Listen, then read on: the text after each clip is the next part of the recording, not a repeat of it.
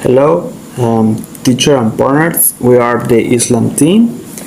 My team is Jasmine Alejandra, Mariana Abigail, Vanessa Arlette, and me, and Jonathan Fernando. Characteristics of Islam. The Islam has a holy book called Quran.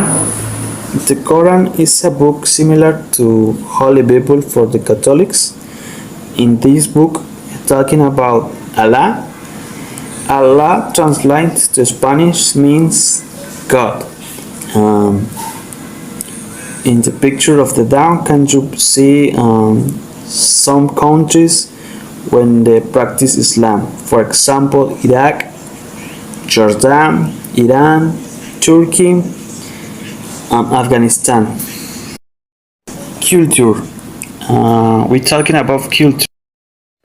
The social life for the Islam is simple. They don't eat pork meat and don't eat meat has not been scientificated. And the religions don't have hierarchy religious. They respect the other religions. The person in the image is called Mahoma. He has he has the first prophet. He was write the Quran, and he considered similar to Jesus Christ for the Catholics, but the Islam religion.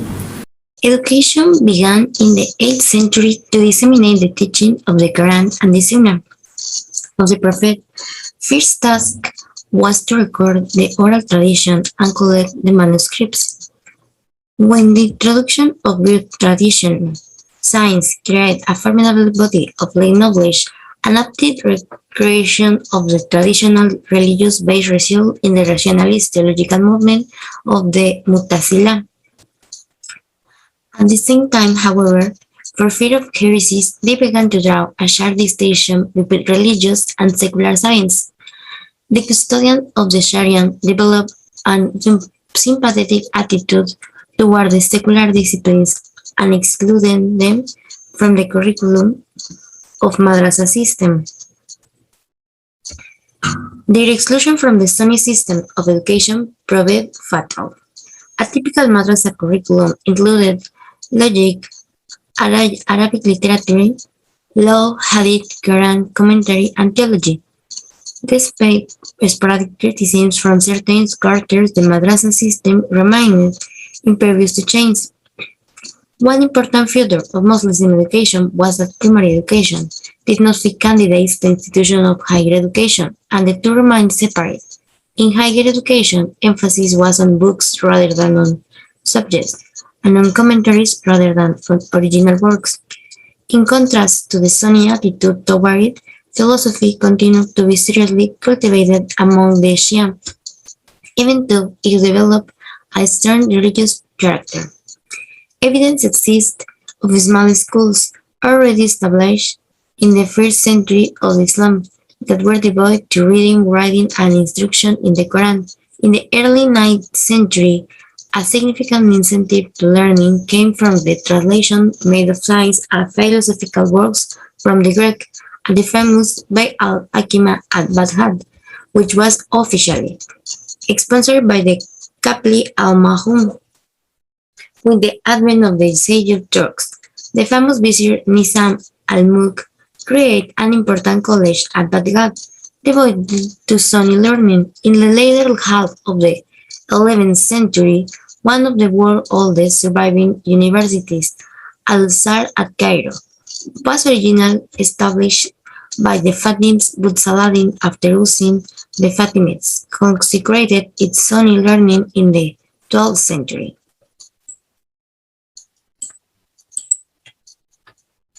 Okay, eating habits. When we talk about eating habits, we need to make emphasis in cleanliness and hygiene. In Islam, its tahara includes body, clothes, and place, also purity of thoughts and beliefs. It's an essential prerequisite for worship. specifically for the 5 daily prayers.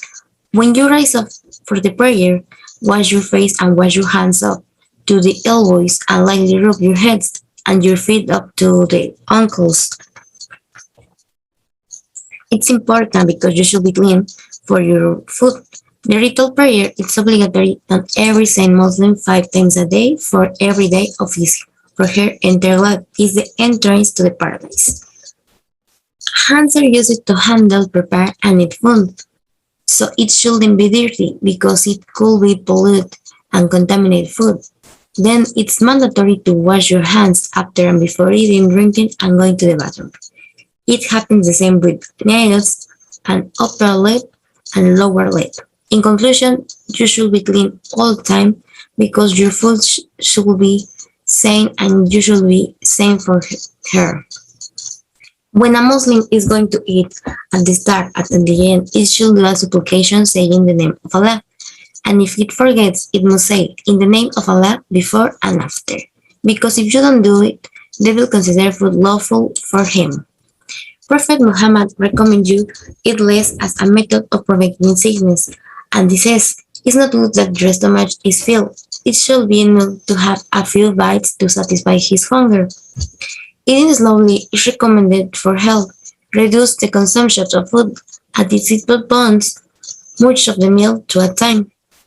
When the absorption of nutrients begins to produce psychological anxiety, man should enjoy the pleasures of life in a moderate way, not becoming a slave to his desire and not losing sight of his ultimate spiritual goal. Eating is good to health and especially for serving Allah. One person's food is enough for two people's food is enough for four, and etc. That's a phrase that shows the pleasure for sharing. Also, eating together with your family means you're happy and relaxed. Wedding ceremonies. Okay, wedding ceremonies. We celebrate in mosque and it's known as Anika. The bride doesn't have to be present as long as she sends two witnesses to the draw of agreement. Ceremony consists of readings of the Quran and the exchange of vows in front of witnesses for both partners. The imam is present, performs the ceremony, and gives a short sermon. Marriage should be public, never taken secret, and publicity is achieved by having a large feast. Bride and groom are sitting in thrones to be seen by the guests. They may receive gifts or money. It can be a vast feast with hundreds of guests and separate females. Others celebrate only with close friends and relatives.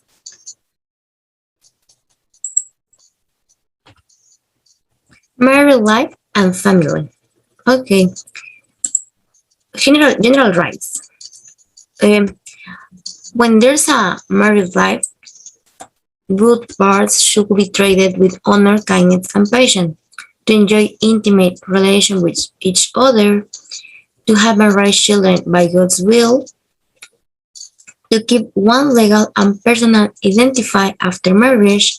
Muslim women retain their own family names, and in general, to be faithful to the marriage bond, to assist and support one another, and to resolve disputes amicably, to strive to be attracted to one spouse, both men and women, and the husband has the duty to provide all physical maintenance of the family.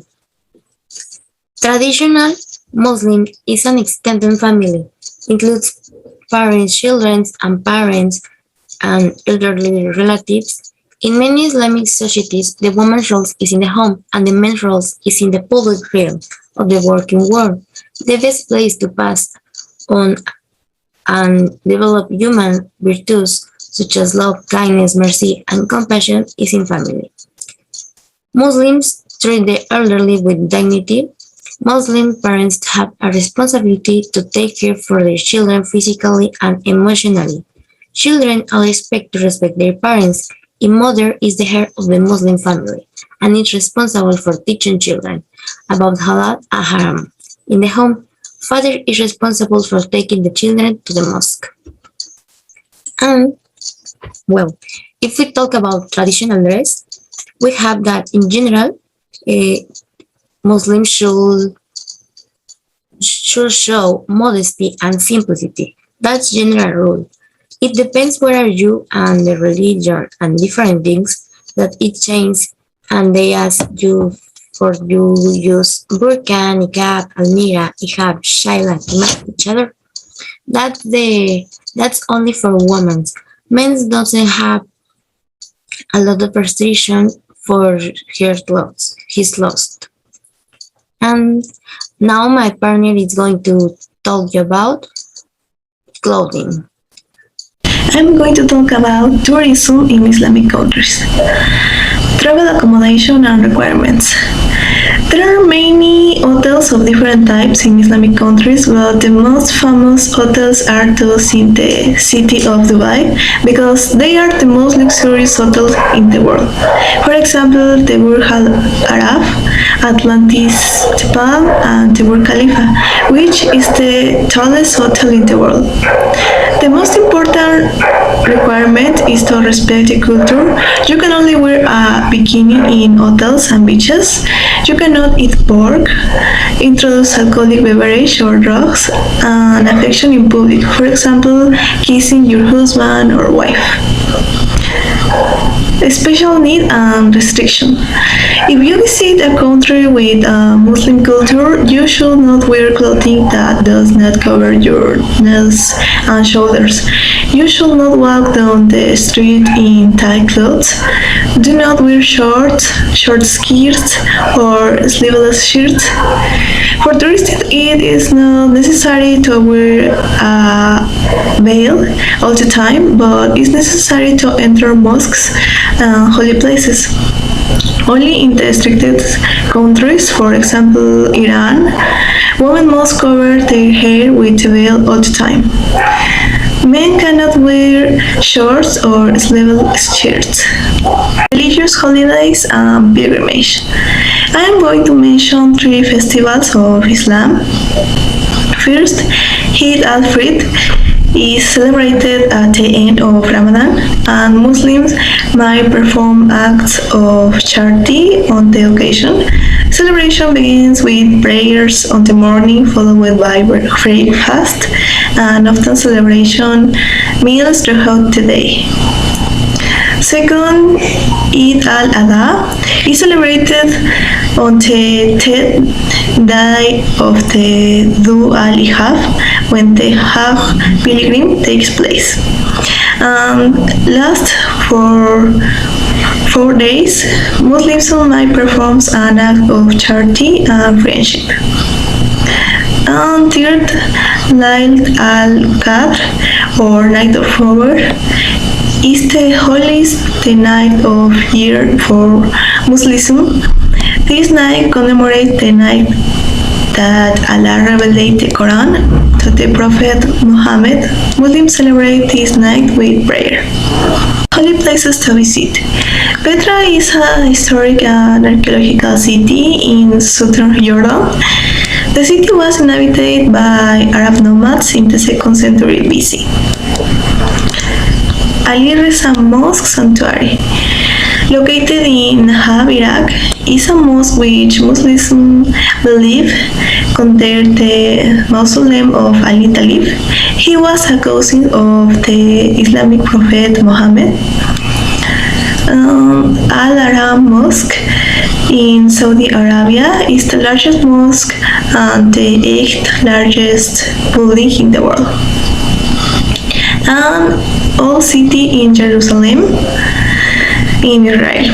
This area constituted the entrance city of Jerusalem until the late 19th century BC. The Old City is the home to several sites of great importance and holiness to the 3 major religions. They practice this religion in this kind of temples, and this one is specifically the Temple Mosque. And that man is Abu Bakr al-Baghdadi, who is the terrorist leader, but he is already dead because apparently he made an attempt on his own life. Well, they base their behavior on the Quran and the Sharia law, and this has had big changes because they used to have very strong punishments like the crucifixion, lashes, and summary death. But currently these laws have been modified, so now people have more freedom to act. They have internal guidelines which they must comply within their religion to give the respect it and their God deserve. The first one is to profess the faith, attending the temples and participating in the rites. Then they make a pilgrimage to Mecca, and also they give alms, and it could happen in two different situations. The first one is because they are having a good gesture to please God, and second is in a regulated and obligatory manner. And then practicing fasting in the month of Ramadan, which is the 9th month in the lunar calendar and is the month of the revelation of the Quran. And about international relations, they have some problems because many people have a lot of prejudices causing conflicts. And we know that one of the most serious problems is the terrorism, because for them this is a way to make a revolution.